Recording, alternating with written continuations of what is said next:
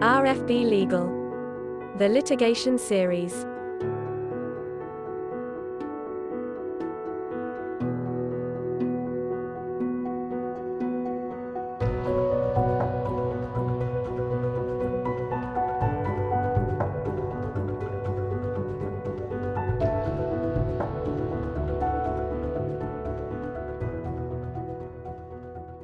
I'm Ben Frost. I'm a litigation solicitor at Ronald Fletcher Baker. The topic I'll be discussing briefly is bankruptcy petitions and winding up petitions. It should be noted that these insolvency processes should really be used as a last resort. The court has made it clear that these should not be used as a means of debt recovery, although in practice they are often used as such. The debts claimed must be undisputed. If the debt or a part of the debt is disputed, then it would be more appropriate to issue the usual court proceedings and seek a usual money judgment for this part of the debt. The current statutory minimum to issue a bankruptcy petition is £5,000, and the minimum to issue a winding up petition against a company is £750.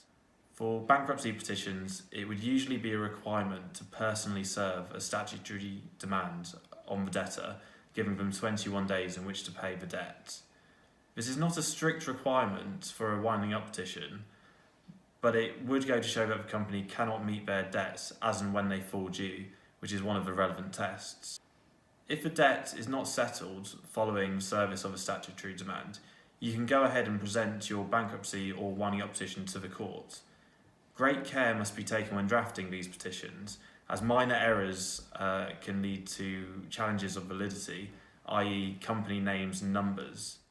For bankruptcy petitions, a deposit of £990 is payable, and for winding up petitions is a deposit of £1,600, and for both petitions there would be the relevant court fee to pay also.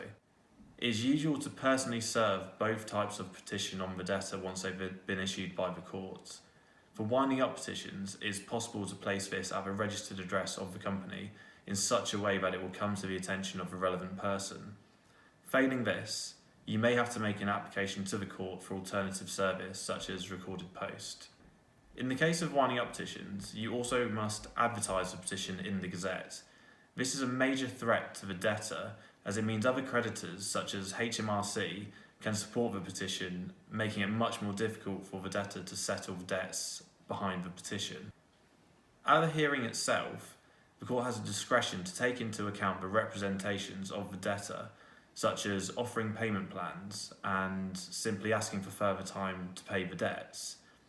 If a bankruptcy petition or winding up order is made, then the trustee in bankruptcy will be appointed, or for a winding up petition for a company, the official receiver will be appointed in order to gather the debtor's assets and distribute them to the creditors. During the coronavirus, winding up petitions hearings are still taking place, however, not on the same quantity as was previously seen. Therefore, it may take a little bit longer for your hearing to be heard. Finally, it should also be noted that the government has recently announced a moratorium of statutory demands and winding up petitions against commercial tenants, and therefore this is one less option for commercial landlords. Thanks for watching.